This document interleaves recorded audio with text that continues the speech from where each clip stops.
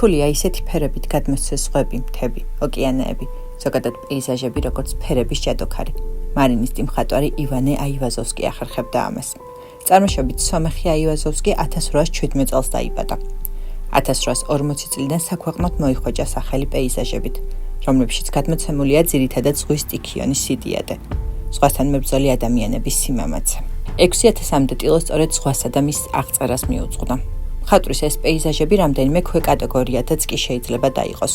მაგალითად, მხოლოდ აბობოქრებული ზღვა, მხოლოდ მდუმარე ზღვა, მდუმარე ზღვაში მცურავი გემები და შტორმში მოყოლილი ხომალდები.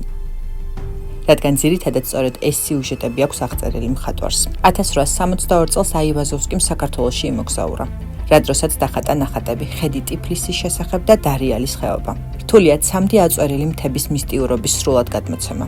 სურათზე ყურადღებას იქცევს მზის ანარეკლი წყალზე, ღრუბელზე, როგორ ერწყმის ლურჯ დანიშნულ მთებს. მხატვარს ლურჯი ფერის გრადაცია შესანიშნავად აქვს გამოყენებული.